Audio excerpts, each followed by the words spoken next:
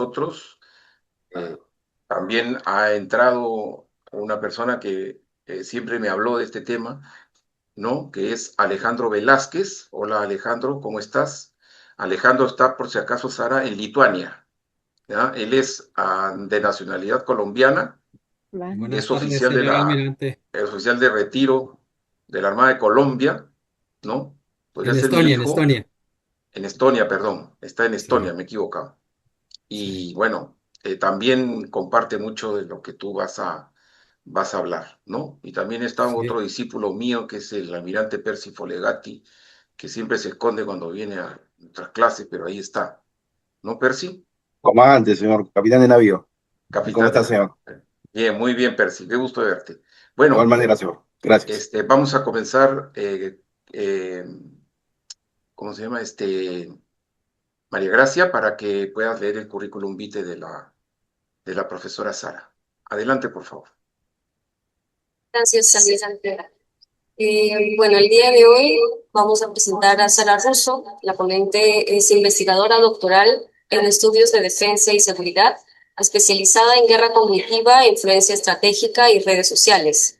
Ingeniera de gestión con un MBA internacional, combina esta base académica con una sólida experiencia operativa, habiendo liderado el equipo de análisis de comunicación estratégica en el ejercicio Mare Aperto 2025 para la Marina Italiana. Su perfil se complementa con una trayectoria de más de 8 años en la dirección de operaciones internacionales en sectores de ingeniería compleja en Europa, África y Oriente Medio, donde ha gestionado proyectos de alto impacto y crecimiento estratégico, además de ser autora de diversas publicaciones sobre el liderazgo estratégico y la defensa 4.0. Domina 4 idiomas y posee certificaciones avanzadas en análisis de redes sociales y gestión de crisis, consolidándose como una experta en la intersección de la tecnología, la resiliencia institucional y el factor humano.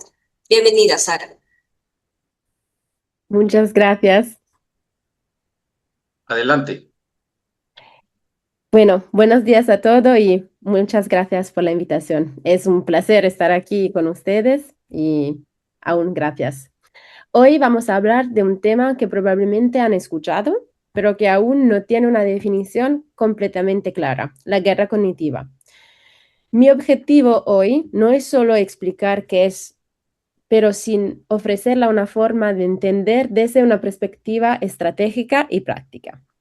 Porque no es un solo concepto teórico, es algo que ya está afectando cómo percibimos la realidad, cómo tomamos decisiones y cómo actuamos los estados. Entonces, antes de empezar, ¿me confirmen que se ve la presentación, por favor? Imagino que sí. No, yo no la veo. María Gracia, a ver, ¿puedes ver? Todavía no la vemos, Sara. Vale, entonces voy a... Ahora se debería ver, ¿no? Sí, Sí. ahora la vemos. Perfecto, genial. Entonces, antes de entrar en el tema, me gustaría empezar con un pequeño ejercicio. Les invito a conectarse con Mentimeter, escaneando el código QR code que ven en la pantalla y después ponen un like abajo a la derecha cuando estáis listos porque no veo todo. Entonces, ¿cómo funciona? Se abre la cámara del teléfono, se apunta la cámara hacia el código QR como si fuera una foto, mantén el móvil unos segundos. Ahora veo 4 personas, perfecto. Se enfoca el código y aparecerá una notificación y el enlace en la pantalla. Después se toca el enlace para abrirlo. Espero un par de momentos para que todos se puedan conectar. Eh, He utilizado esa tipología porque durante la sesión vamos a trabajar juntos. Entonces, el objetivo va a ser, a través de preguntas y respuestas, vamos a construir todos, poco a poco, la lógica del tema de la guerra cognitiva. Espero un par. Hay 13. Bueno,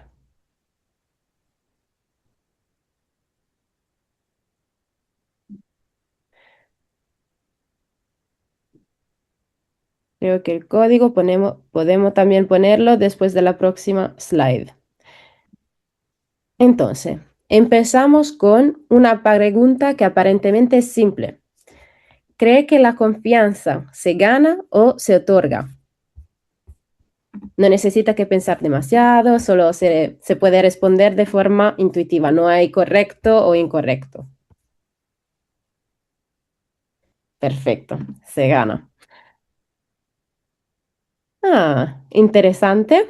Muchas gracias por lo que ha puesto otorga. Entonces, siempre hay opiniones diferentes y de una manera de interpretar la realidad. Entonces, vamos a construirlo junto, esa lógica.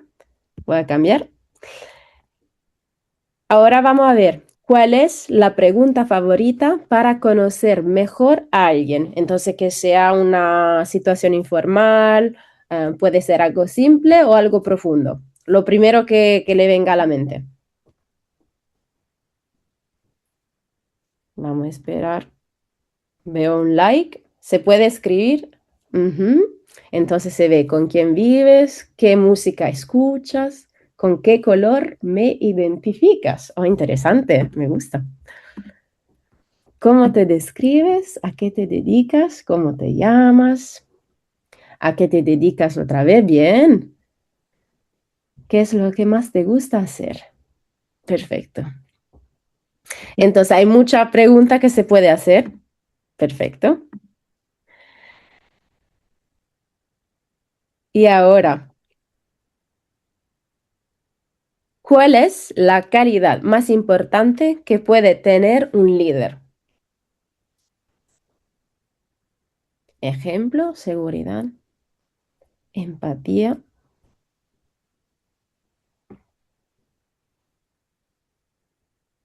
guiar con ejemplo, confianza. Interesante. Hay muchas cosas que pueden relacionarse, entonces la guía con la confianza y la guía con el ejemplo, pero también el honestidad. Entonces, todas esas calidades son importantes, por supuesto, pero me parece algo muy importante que observar, que muchas son relacionadas a la capacidad de influir al final. Necesito que ser empático para poder influir, tengo que saber qué escuchar o tener disciplina y también la responsabilidad para después saber cómo poder influir. Perfecto. Gracias por la respuesta. Y ahora, si pudieras dominar instantáneamente una habilidad o un campo, ¿cuál sería? Influencia, paciencia, algo que yo falto mucho. Necesito que aprender un poco más mejor. Comprensión de lectura. Bien.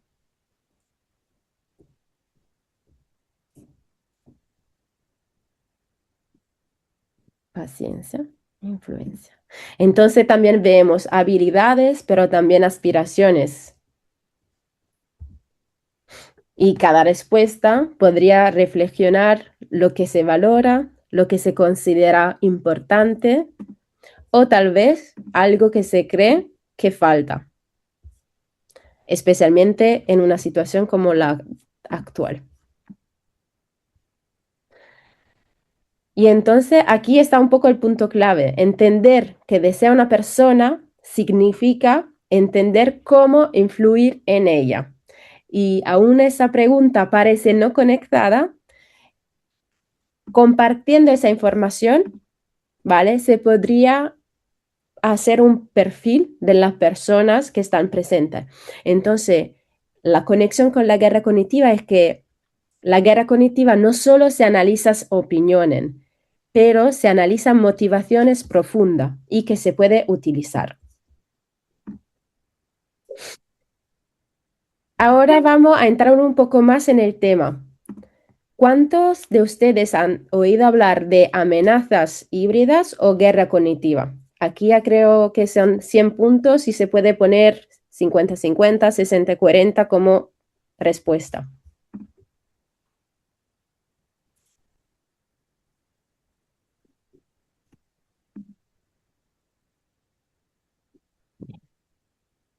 Genial. Entonces, el nivel de familiaridad puede variar. A un momento había, vale, amenaza híbrida, ahora es más. Lo interesante no es cuánto conocemos el término, sino cuánto estamos ya expuestos a esa dinámica. Porque si observamos lo que acabamos de hacer juntos, hemos hablado de confianza, de pregunta de liderazgos y de aspiraciones, con preguntas que eran diferentes de lo que son las respuestas. Entonces, decir que hemos explorado los elementos básicos que estructuran cómo pensamos. Y eso es exactamente el núcleo de la guerra cognitiva. No empieza con tecnología, no empieza con desinformación, empieza aquí, en la forma en la que interpretamos la realidad. Entonces, la guerra cognitiva no introduce algo nuevo, pero sí, pues, por supuesto lo utiliza como la tecnología, pero utiliza lo que ya somos y lo que ya pensamos. Entonces, ¿qué es la guerra cognitiva? Aquí he puesto una definición, del Simposium de la OTAN 2021, donde la guerra cognitiva, presentan que la guerra cognitiva es la capacidad de influir, alterar o explotar la forma en que la persona perciben, interpretan y toman decisiones. Esa es la definición general que ha puesto la OTAN en 2021, aunque a hoy, entonces en 2026, aún no hay una definición compartida. Abajo he puesto un enlace por lo que si alguien quiere ver todo el papel y toda la documentación que han compartido. Según el Estado Mayor de la Defensa Italiana, y como desarrollo yo también en uno de mis artículos, la guerra cognitiva puede estructurarse en 3 macroesferas principales, que son tecnología, psicológica y neurobiológica. La dimensión psicológica se refiere a percepciones, emociones, creencias. Es donde se construye el significado. Después, la parte tecnológica, entonces amarilla, actúa como amplificador a través de redes sociales, algoritmos, inteligencia artificial y permite de escalar la influencia. Y al final, la dimensión neurobiológica, que quizás es la más profunda y que se trata, yo diría, un poco menos hoy y que va desarrollándose. Es cómo el cerebro procesa la información, cómo responde al estrés, el miedo, a la incertidumbre. Es el nivel más íntimo del proceso cognitivo. Lo importante no es que cada dimensión es separada, pero lo importante y que es desarrollada y utilizada por la guerra cognitiva es la interacción entre las 3 esferas. Entonces, la guerra cognitiva ocurre en la intersección entre las 3 dimensiones. Cuando hablamos de confianza, de liderazgo, de aspiraciones, como ya lo hemos hecho, ya estamos adentro de estas dinámicas. La guerra cognitiva no actúa solo sobre lo que pensamos, pero actúa sobre cómo somos como seres humanos. Entonces, ¿cuántos de ustedes creen que participamos de forma defensiva o ofensiva a ese tipo de dinámica? Abajo está escrito un poco pequeño, pero está escrito: estamos siendo objeto de ataque híbridos, entonces recibimos ataque híbridos. Estamos siendo objeto de operaciones de guerra cognitiva, recibimos guerra cognitiva. Estamos participando de forma ofensiva en acciones de amenaza híbrida, entonces vamos a hacer acciones ofensivas contra otros estados o siempre forma ofensiva de guerra cognitiva. Bien, aquí voy a dejar un poco más de tiempo para la respuesta, que puede ser interesante. Perfecto. Vamos a ver si hay uno en el primero o no. Me parece más como siendo objeto de operaciones. Entonces aquí lo interesante no es el número, sino la diferencia entre las percepciones de nosotros. Y eso es precisamente una característica clave de la guerra cognitiva. La dificultad no es reconocer nuestro propio papel dentro del sistema. Entonces, una tipología puede ser operaciones que se hacen, pero que no reconocemos, o vulnerabilidad del sistema que tampoco reconocemos y que ponemos como si fueran ataque. Entonces, en la guerra cognitiva no siempre sabemos cuándo estamos siendo influenciados ni cuándo estamos influyendo nosotros. ¿Vale? Entonces, por la mayoría yo diría el 8 estamos siendo objeto. Ahora, en esta pregunta es más frecuente, pero creo que la respuesta podría ser menos utilizada de lo que pensamos. Entonces, ¿qué estados están más activos, por lo que ustedes creen, en la dimensión cognitiva del conflicto? Veo Estados Unidos, Rusia, por supuesto, lo que está pasando, por supuesto, en toda la parte árabe del globo. Estados Unidos, hay un actor. Me faltaba China, perfecto. Estaba esperando China porque normalmente se analiza Rusia, China y Estados Unidos. Y por supuesto ahora me gusta mucho que haya respuesta de la parte árabe por el tema de lo que está pasando como actualidad. Y también hay otros actores regionales como puede ser, por ejemplo, Irán o otros. Pero el punto clave no es quién lo hace, sino entender que todos los estados participan de forma defensiva o ofensiva en esa dimensión que lo quieren o que lo no quieren. Entonces, la guerra cognitiva no es una excepción a hoy, es una condición estructural del sistema internacional actual. Vamos a ver un poco de temas más técnicos. ¿Cómo funciona la guerra cognitiva? Entonces, para ver cómo funciona en la práctica, tenemos que ver que no es un proceso caótico, sigue una lógica bastante estructurada. En primer lugar, la explotación de vulnerabilidades cognitivas se basa en la explotación de vulnerabilidades que, como hemos dicho, ya están presentes y solo se explotan. Todos tenemos sesgos, emociones, forma de interpretar la realidad. Ya como lo hemos visto, no son los números que son importantes, pero es como nosotros interpretamos lo que pasa. Entonces, no es una debilidad, es parte de cómo funciona nuestra mente, pero precisamente por eso, estas características pueden ser utilizadas para influir. Segundo, la amplificación. En segundo lugar, entonces, aquí entra toda la parte de la tecnología, redes sociales, algoritmos, inteligencia artificial. La tecnología no crea el mensaje, aún se puede hablar de bot, pero no son ellos que piensan la estrategia del mensaje, pero la escala, lo acelera y la tecnología dirige a audiencia específica. Entonces, vamos a ver después el tema del microtargeting. También hay el tema de la repetición y normalización. Normalmente el tema de la repetición se utiliza mucho más en la comunicación estratégica, entonces el STRATCOM, pero puede ser utilizado también en otras estructuras. Cuando un mensaje se repite lo suficiente, empieza a parecer familiar. Y lo que es familiar muchas veces se percibe como verdadero. Entonces también hay un juego que se hace cuando son niños y se pregunta qué color es el sol y se dice amarillo, amarillo, amarillo, amarillo, como la repetición. Y la pregunta, pero al final no es amarillo, el sol no es amarillo. Y esa es cómo funciona un poco la repetición y normalización. Y al final aquí he escrito polarización. No son las 4 únicas tipologías de cómo funciona, pero son las 4 grupos principales, yo diría. Entonces, finalmente son los efectos, la polarización, confusión, pérdida de confianza.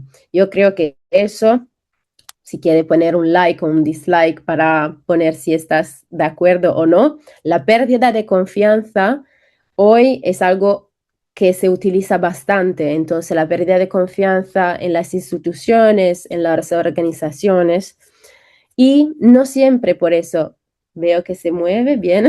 No siempre se trata de convencer, entonces. A veces basta generar una duda que, como hemos dicho antes, puede ser repetida y normalizada. Entonces, hoy hay muchos estudios que estudian la falta de confianza generalizada en lo que hablan en whole of society approach, entonces toda la sociedad. Entonces veo que hay otra persona que también es la explotación de tecnología, bien, y creo que al final también podemos añadir ahí seguramente muchas más cosas. Y la guerra cognitiva, entonces, no necesita cambiar completamente lo que pensamos, solo necesita que desestabilizar cómo pensamos, que es algo parecido pero diferente. Para entender la guerra cognitiva, tenemos que entender algo fundamental. No se ataca la información, se ataca las vulnerabilidades cognitivas, como ya hemos dicho. En primer lugar, los sesgos cognitivos. Tendemos a buscar información que confirma lo que ya creemos, entonces el confirmation bias, el bias de confirmación, confiar en ciertas figuras de autoridad, reaccionar con más intensidad entre el miedo. Un ejemplo de confiar en ciertas figuras de autoridad puede ser el experimento de Milgram, no sé si alguien de vosotros lo conoces, que era un experimento nacido por algo diferente, pero que al final un poco explicó el tema del nazismo, porque personas iban a hacer cosas malas para seguir la autoridad. Entonces, si alguien quiere, yo creo que el experimento de Milgram es algo muy interesante. Entonces, todo eso de sesgos cognitivos es para decir que no es un error, es cómo funciona la mente. Entonces, necesitamos que aprender cómo funciona para ser más resiliente. Un segundo ejemplo es la sobrecarga informativa. Entonces, el information overload, que es algo que casi vivimos todos los días. Vivimos en un entorno donde recibimos más informaciones de las que podemos procesar. El mensaje, la notifica, el Apple Watch, hay todas esas informaciones de todo lugar. Entonces, cuando estamos saturados, tomamos atajos cognitivos. Hay un estudio que estudia cuántas decisiones por día podemos coger.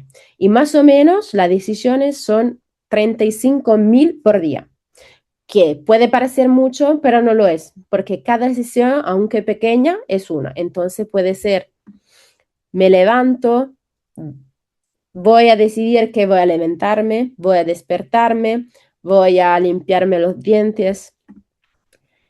Entonces, todo eso puede llegar a la sobrecarga informativa. Tercera, la falta de confianza institucional. Un otro elemento clave es la falta. Entonces, como lo hemos dicho antes, cuando hay una duda, una incertidumbre sobre la institución, sobre todo. Entonces, cuando la confianza disminuye, aumenta la vulnerabilidad a narrativas alternativas. ¿Qué es decir? Que cuando hay algo que se rompe, es más fácil para los demás introducir narrativas que son diferentes, porque ya estamos buscando algo diferente de lo que hemos creído hasta el momento. Entonces veo a Alejandro que puede facilitar la segmentación perfecta. Entonces, ese es exactamente uno de los ejemplos. Y además se podría hablar de echo chamber, que después, bueno, no voy a adelantar la presentación, pero ese es exactamente el tema.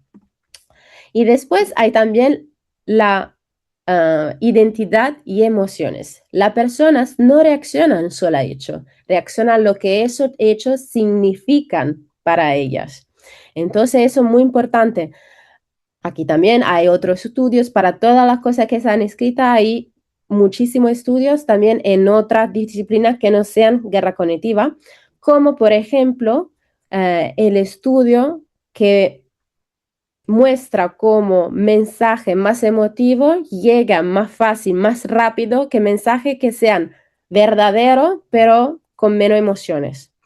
Entonces la influencia es más efectiva cuando conecta con quienes somos, no solo con lo que sabemos. La guerra cognitiva no explota debilidades individuales solo, pero explota patrones humanos universales. Ahora vamos a ver un poco de herramientas. Estoy introduciendo el tema, pero aún no se han terminado los estudios porque hay muchísimas personas que están haciendo búsquedas sobre ese tema y hay muchas opiniones diferentes y hay muchos temas que estudiar. Entonces, cuando hablamos de guerra cognitiva aquí también, muchas veces pensamos inmediatamente en la tecnología. Pero es importante aclarar algo. Las herramientas no solo son de origen de la influencia, son el medio a través del cual se amplifica.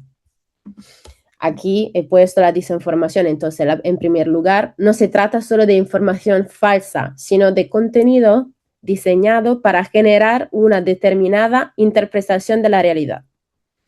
Después tenemos la narrativa estratégicas. Yo creo que ustedes bien conocen este tema.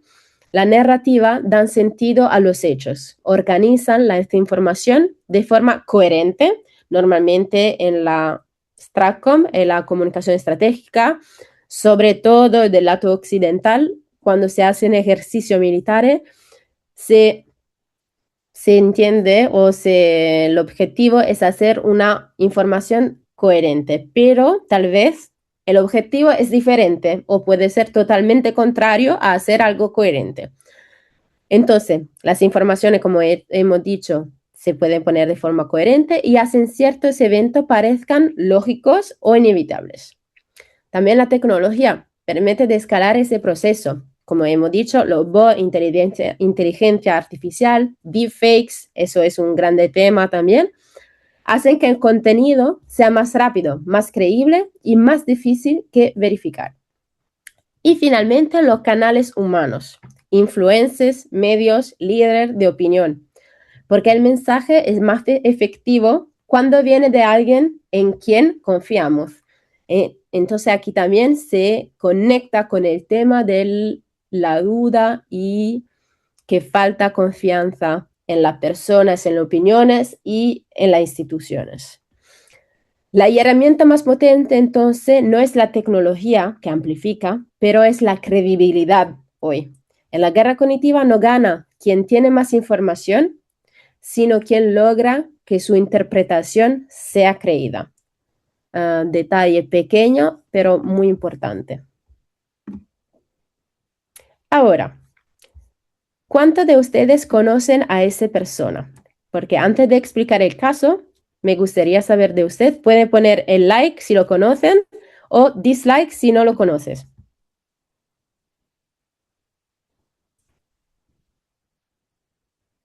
Hay mensaje. Vamos a ver si hay también like o dislike.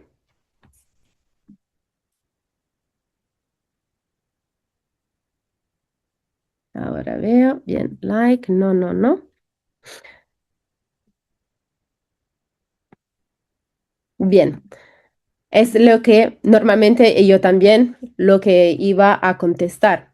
Porque es interesante que seguro muchos no conocen la persona, pero conocen el tema. Porque entonces, independientemente del resultado, ese caso que voy a presentar y esa persona fue una persona crucial, ha tenido un impacto global en cómo entendemos la relación entre datos, comportamiento y influencia. Eso es Christopher Wylie.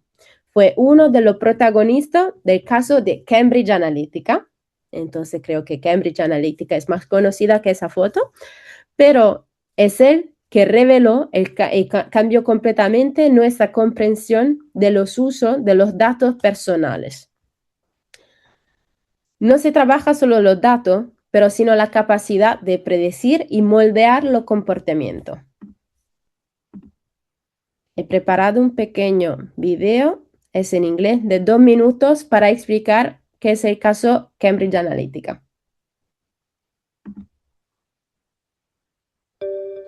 In 2014, you may have taken a quiz online, something that looked like this. And if you did, You probably shared your personal data and your friends' personal data with the company that worked for President Trump's 2016 campaign. Here's how it happened. It begins with a research firm, Cambridge Analytica. CA partnered with a UK-based academic, Alexander Kogan, who was using Facebook data for research purposes. Quizzes were sent to around 300,000 Americans. They looked innocuous. Over 100 personality traits to agree or disagree with.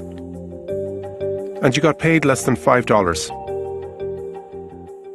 But there was a catch.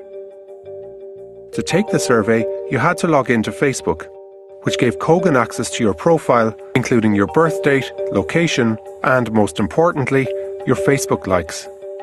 Kogan combined the quiz results with your Facebook data to develop a psychometric model, a sort of personality profile.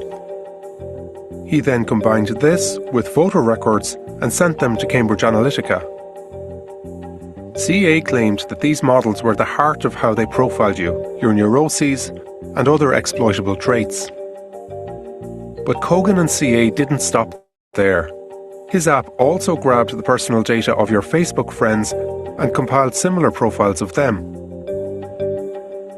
In just months, 270,000 people took Kogan's survey, and the data of up to 87 million friends was also harvested, close to 1/4 of all US Facebook users.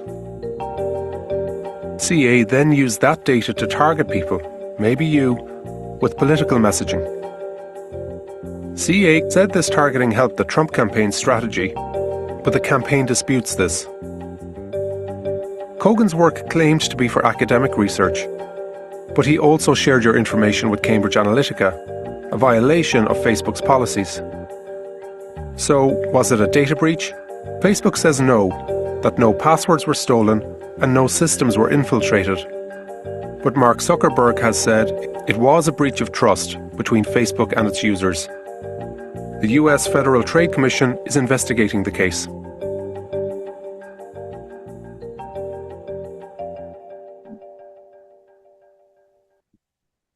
Perfecto. Entonces, ahora hemos visto ese video, que es un ejemplo de cómo se puede combinar muchos de los elementos que hemos visto hasta ahora, aunque en su momento no se definía necesariamente guerra cognitiva esa acción, nos permite de entender muy bien el enlace y el impacto de ese tipo de dinámicas y consecuencias.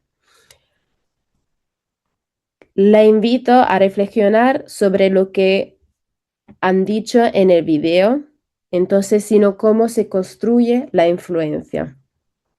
Hemos visto cómo se utilizan datos para entender a las personas, se identifican vulnerabilidades, se diseñan mensajes personalizados y se amplifican a gran escala.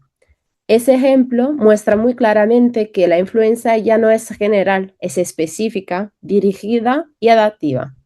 Y esto es exactamente lo que caracteriza la guerra cognitiva de hoy. No se trata solo de comunicar, sino de intervenir en cómo la persona piensa, siente y decide. Ese caso no es una excepción, es una señal de hacia dónde evoluciona el conflicto. Ahora vamos a llegar un poco hasta el tema principal, que es la rivalidad entre potencias. Hasta ahora hemos analizado la guerra cognitiva a nivel individual y social, pero para entender realmente su relevancia tenemos que ampliar la perspectiva. Hoy la rivalidad entre potencias no siempre se traduce en conflicto militar directo, en muchos casos se desarrolla por debajo del umbrella de guerra. Este espacio se define a menudo como zona gris, un entorno donde las acciones no son claramente guerra, pero tampoco son completamente paz. En ese contexto, influir en la percepción global es que se convierte en un objetivo estratégico. Se trata solo de qué ocurre, sino de cómo esa interpreta lo que ocurre. Y aquí entran las narrativas. La narrativa no solo describen la realidad, pero la estructuran ellas mismas. Definen quién tiene la legitimidad, quién es percibido como creíble y cómo se entiendan los eventos.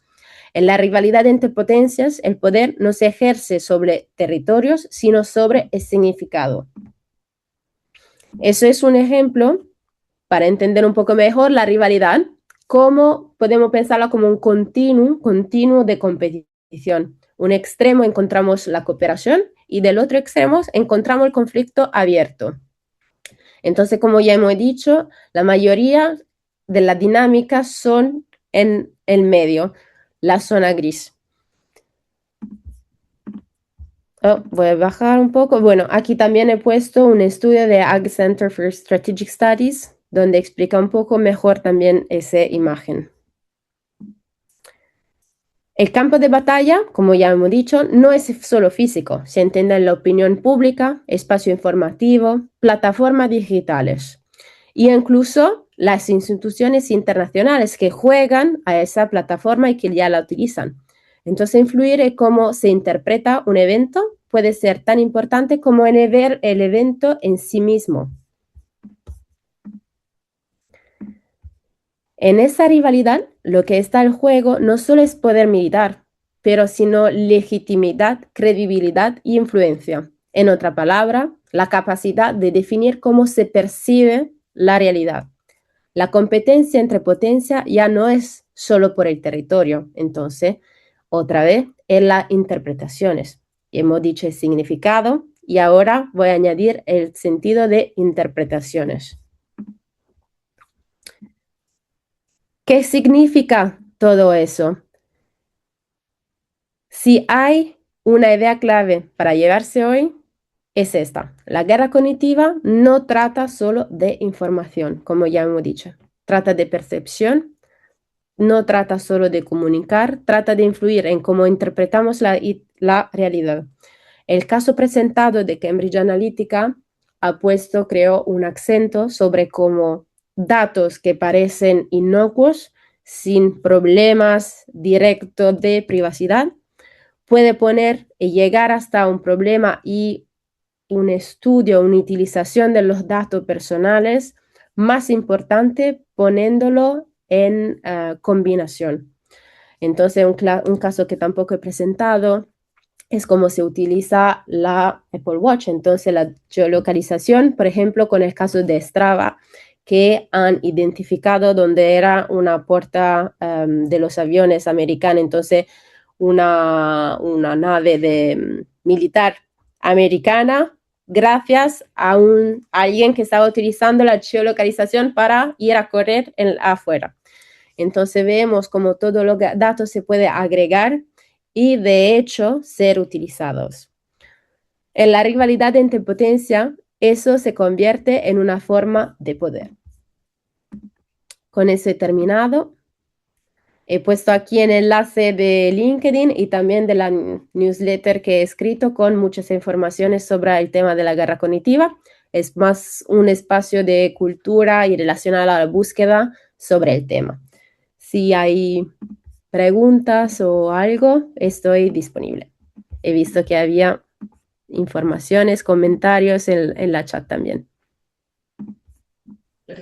Por favor, Cristina, si tuviéramos la opción de que los participantes puedan hacer preguntas, por favor, este es el momento.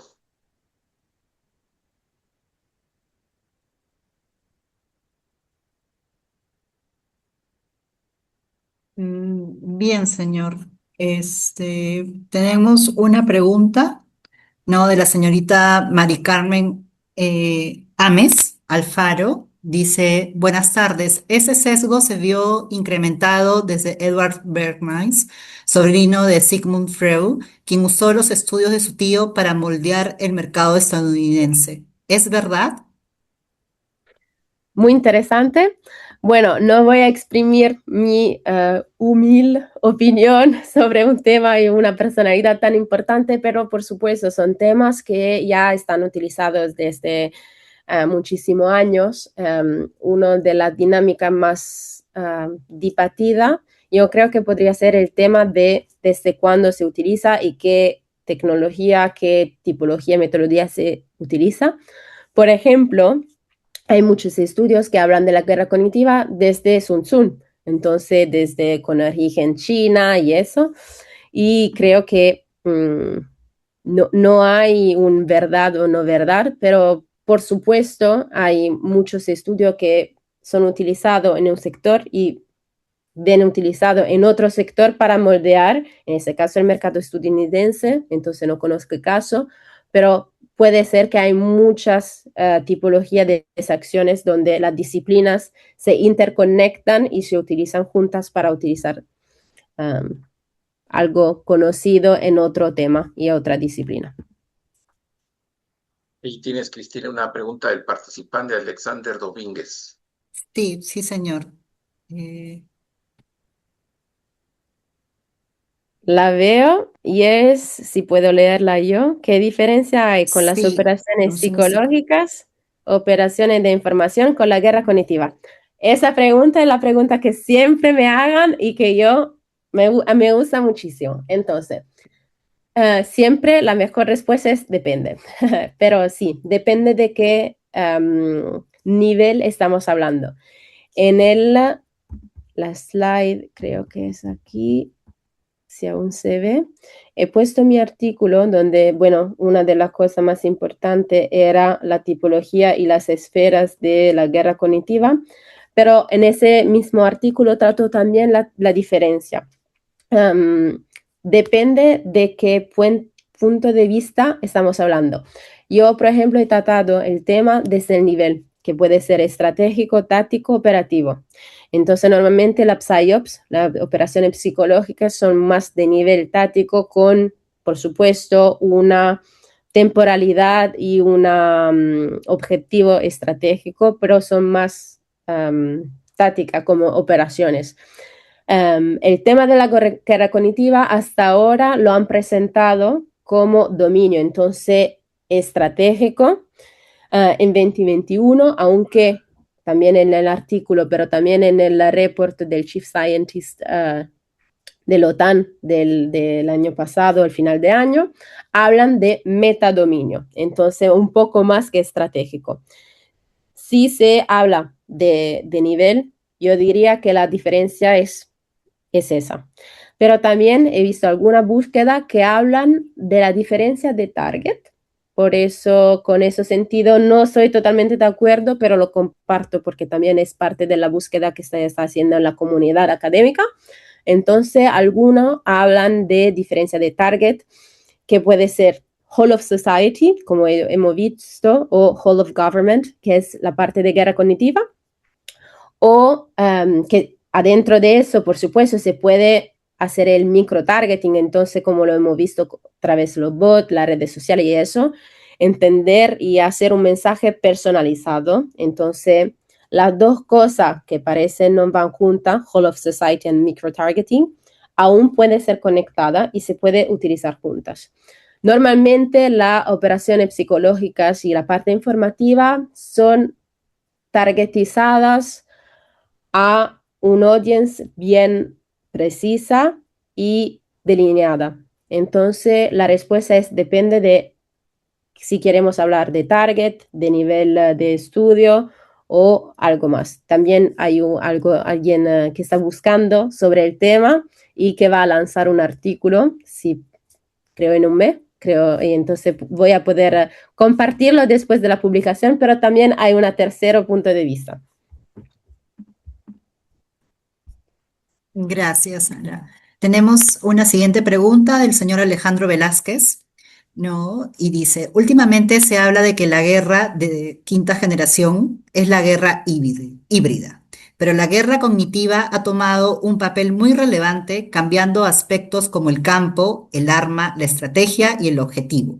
¿En qué generación de la guerra la catalogarías? Esa es más difícil. Entonces, no sé en qué generación, pero por supuesto, aquí el tema de la guerra cognitiva se interconecta con la guerra híbrida. Hay un estudio de Hung and Hung, entonces si quiere buscarlo, y habla de la guerra cognitiva relacionada a Taiwán. Y ahí explican un poco mejor cómo la guerra cognitiva y la generación de guerra está conectada con la generación de la parte híbrida. Entonces, de base, la parte de guerra y híbrida y hybrid threats en general, no solo la parte de guerra, pero también de operaciones, puede incluir operaciones de guerra cognitiva y también valorizando lo que puede ser ciberataque o otra tipología de ataque. Entonces, yo diría un poco eso.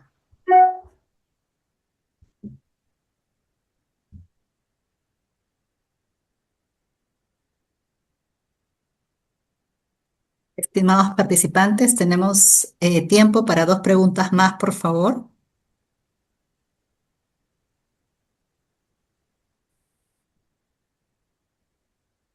Y también, ahora que estamos esperando un par de preguntas más, veo también el mensaje antes de Alejandro Velázquez, que estaba hablando del perfilamiento psicológico de las elecciones de 2016, que es exactamente el caso de lo que hemos hablado.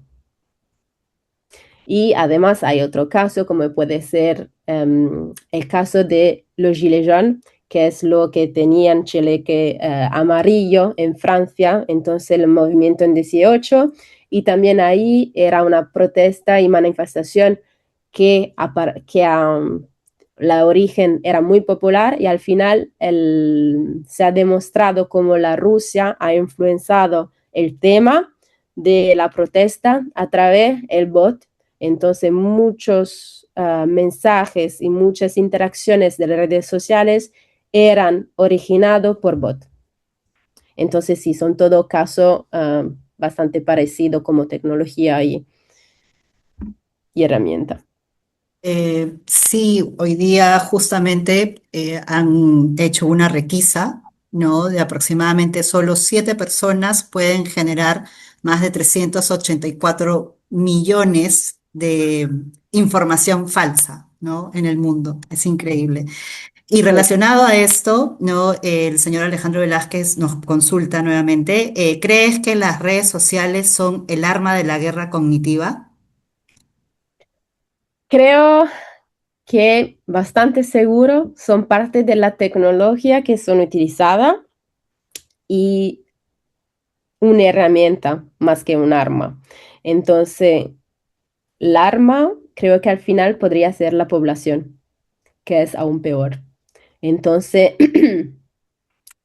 es algo que estoy diciendo ahora, aún no está escrito, entonces de lo que estamos hablando, por supuesto, yo soy mucho sobre el tema de la búsqueda del análisis de las redes sociales, entonces relaciones, y también en ese tema hay estudios desde los ataques terroristas de 2011, de cómo utilizando ese tema se puede hacer defensa y acciones ofensivas. Entonces, por supuesto, yo creo que es una herramienta, pero lo peor es que creo que al final es la población, la parte civil, que es utilizada como arma. Sara, yo tengo una pregunta que es de actualidad. En este momento, en el conflicto entre Estados Unidos e Israel contra Irán, en la situación en que ahora estamos a menos de 9 horas de un supuesto ataque, a mí me resulta muy difícil pensar que un presidente de los Estados Unidos le diga al enemigo cuándo va a atacar. ¿No? Voy a atacar en 10 horas, en 12 horas. No, ahora no ataco, mañana no ataco. Para mí, Donald Trump es el rey de la estratagema, ¿no? Él siempre anda confundiéndote. El mensaje de Donald Trump es parte de una preparación, se puede decir, del estamento del Pentágono de los Estados Unidos para hacer una guerra cognitiva sobre Irán. Entonces, yo creo que con esa pregunta hemos tocado muchos temas. El primer tema del compartir informaciones. Desde siempre ha existido el tema de la decepción, entonces compartir informaciones que pueden ser reales o no. Y creo también que, como lo hemos dicho, la estrategia de Trump ahora no es siempre el mensaje coherente, como lo hemos visto, que es normalmente era utilizada como una de las tipologías de comunicación estratégicas para ser coherente en nuestra alianza general, vamos a decir así, para no ser demasiado específica. Ya, para ser diplomática. Sí, exactamente. Pero ahora esa regla no se utiliza más. Entonces podría ser algo verdadero, podría ser decepción. Y por supuesto, yo creo que hay informaciones y tipología de guerra cognitiva. No me voy no voy a decir que esa es guerra cognitiva porque a hoy es demasiado anticipado y demasiado difícil decir lo que es y no es, pero por supuesto hay actividades que son entre PsyOps, vamos a decir, que pueden ser gris, negra, blanca y que son utilizadas. En ese caso yo diría de ambas partes. Entonces ha habido una actividad también de dibujar aviones para engañar al enemigo y eso. Entonces creo que, por supuesto, hay operaciones psicológicas que son de ambos lados. Muy bien, gracias. No sé si hay alguna pregunta más. Sí, señor. Tenemos una pregunta. Al estar ante una guerra cognitiva, ¿se podría decir que ya existe la búsqueda de aminorar el nivel cognitivo o de pensamiento crítico en diferentes sectores o targets para que otros lo superen? Por supuesto, de hecho, esa es una de las direcciones más utilizadas del punto de vista de la OTAN. Entonces, sobre todo, el OTAN como alianza, pero también como países del norte, entonces Suecia, Noruega, etc. Hay el report del ministro que habla de resiliencia cognitiva. Y en el país del norte de la Europa ya han empezado a hacer actividad desde la escuela primaria, que es algo que para nosotros también en Italia podría parecer demasiado, pero parece funcionar. Entonces ya están utilizando actividad para aumentar la resiliencia cognitiva. Una de las tipologías y metodología es la teoría de la inoculación, no sé si se dice así en español, entonces inoculation theory. Entonces y funciona un poco más o menos como un vaccino que exponen los niños, porque a esa edad son niños, a informaciones falsas, pequeño a pequeño, para que ellos aprenden creciendo más rápidamente lo que podría ser una información falsa y una información verdadera y ser más reactivo en hacer el fact-checking también. Entonces, averiguar que las informaciones recibidas son correctas. Entonces, por seguro, esa es una de las tipologías. Un otro trend, porque ahora el OTAN técnicamente y oficialmente habla solo de operaciones defensivas, entonces defensa cognitiva y aumentar la percepción y cognitive awareness, entonces la capacidad de cognitiva. Pero también hay un trend que se está desarrollando sobre acciones que pueden ser más ofensivas.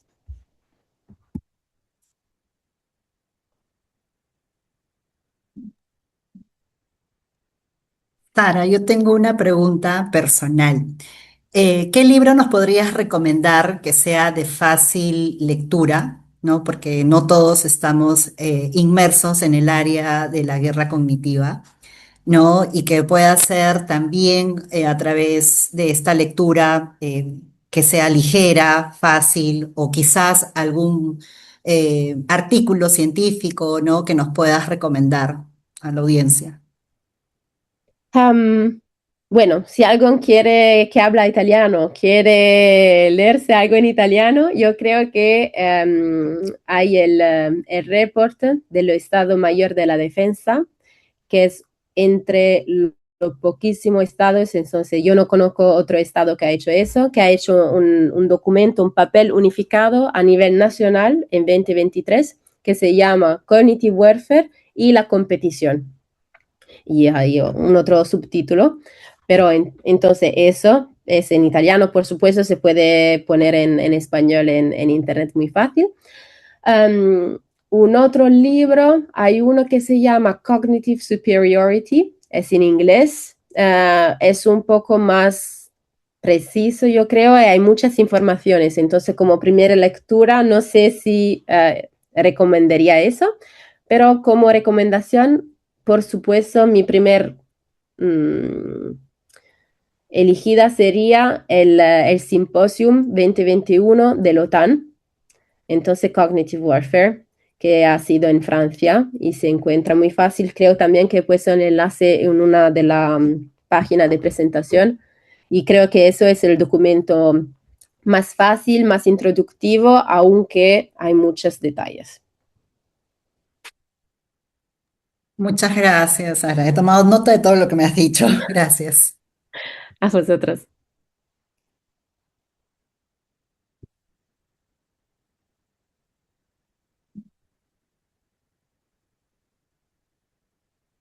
Y veo también que Alejandro Velázquez había escrito con ahí se puede traducir. Exactamente lo que yo también consejo cada vez que hablo del tema del report. La última recomendación, por supuesto, es el tema del OTAN 2021 Symposium. Puedo ponerlo aquí también. Creo que está. Entonces, bueno, eso lo puedo compartir en la chat. Eso es uno que es el último de lo que estaba hablando, pero el Symposium es eso. Ah, encontré también lo de Italia, que puedo compartir.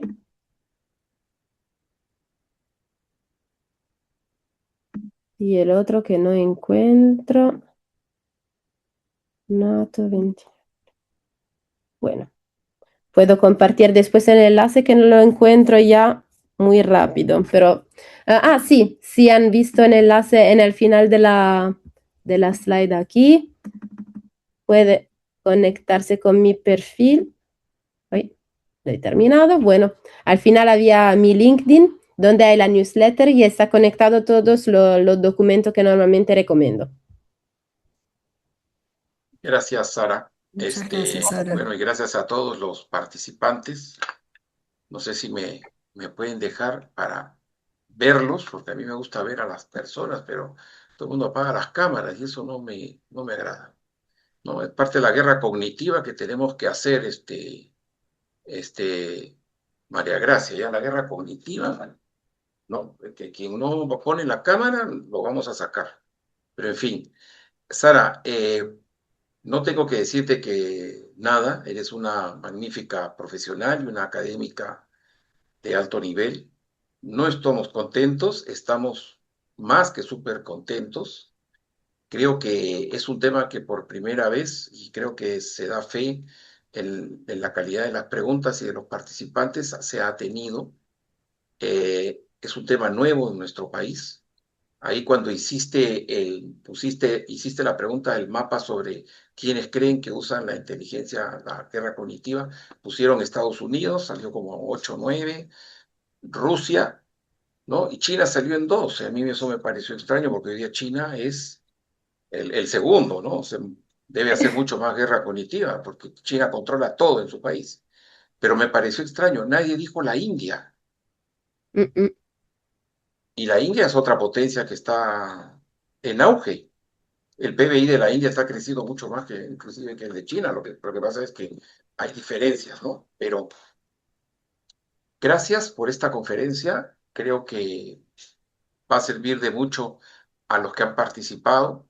Lógicamente es un grupo reducido porque por la hora y por la fecha la gente está en Lima en oficina, nuestros participantes. Si esto lo hiciéramos a las 6:30 de la tarde en Lima, que para ti sería a la 1:30 de la mañana, estoy seguro que tuvieras, bueno, nosotros sí, Alejandro, serían la 1:30 de la mañana, entonces eso para nosotros no es muy rentable que digamos, ¿no? Pero no creo, estoy seguro que a los que la han escuchado ha sido una magnífica presentación, algo que va a iniciar que las personas puedan estudiar y conocer más de esto, sobre todo aquellos que quieren ser parte del servicio diplomático y que lo van a tener que lidiar en su trabajo cada día, y esto se irá ampliando.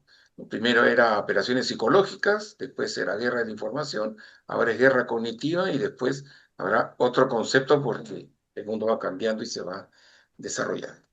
Te agradezco muchísimo, Sara, y le pido al auditorio un aplauso virtual para la profesora, ¿no? Y nuestro reconocimiento, nuestra gratitud desde esta orilla del Pacífico, desde la ciudad de Lima, que se ha conectado con varios puntos en todo el mundo, en Venezuela, en Estonia, en Italia, en España, en Argentina, en México, con todos nuestros participantes en esta conferencia. Muchísimas gracias, Sara, y si quieres dar algunas últimas palabras, te lo agradeceré. Muchísimas gracias a ustedes, fue un placer y siempre estoy disponible. Creo que es un tema que se está desarrollando muchísimo y que necesita más atención y búsqueda como tema en general, algo que poner atención, sobre todo por los años futuros. Entonces, agradezco mucho por esa oportunidad. Gracias, Sara. Y ya te dejamos cenar tranquila. Muchas gracias, que tenga buen día. Adiós. Bueno, hasta luego. Muchas gracias a todos por participar. Hasta luego, gracias Sara. a Alejandro, a mi querido profesor José Manuel Ballesteros y a todos los que conocemos y a nuestros participantes de los cursos. Buenas tardes en Lima y buenas noches en Europa. Bueno, buenas tardes en América y buenas noches en Europa. Gracias. Hasta luego, señor. Hasta luego. Gracias, José Manuel. Sí, gracias, contraalmirante Job, y también a Cristina. A todos. Gracias.